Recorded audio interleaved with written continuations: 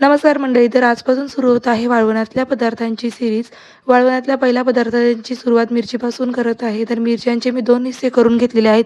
पहिलं तर नॉर्मलसाठी आणि दुसरं दह्यातल्या मिरच्या करण्यासाठी. दोन्ही पदार्थांची सुरुवात सेम करायची आहे. मिरच्या स्वच्छ धुवून, पुसून त्यांचे देठ काढून मधनं असे व्यवस्थित चिरून घ्यायचे आहेत. काहीतरी अशा प्रकारचे त्यांचे 2 भाग नाही करायचे आहेत. अशा मधनं कट करून घ्यायचे आहेत, जेणेकरून जे आपण सारण त्याच्यामध्ये भरू ते त्याच्यात अडकून राहील आणि तसंच टिकून सुद्धा राहील.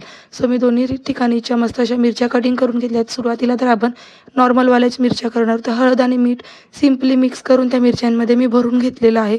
जेवढं जसं जमेल तसं एकदम घट्ट मी भरून घेतलेलं आहे, कारण नंतर ते हळूहळू ते थोडं थोडं करून निघून जातं, म्हणून एकदम मी घट्ट भरून घेत आहे. सर्व मिरच्यांमध्ये सारण असं मीठ हळदीचं भरून झालेलं आहे आणि व्यवस्थित असं ते उन्हामध्ये सुकायला लावलेलं आहे.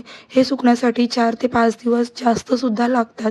त्यानंतर दुसऱ्या प्रकारच्या मिरच्या बनवण्यासाठी मी घेतलेला आहे धणा पावडर, जिरा पावडर, हळदी आणि नमक. 4 गोष्टींचे मिश्रण मी एकत्र करून आधी जसं सारण मिरच्यांमध्ये भरलं सेम त्याच प्रक्रियेने भरून घेतलं आणि त्याच्यावर वरती दही टाकून अशा काहीतरी पद्धतीने मिक्स केलं.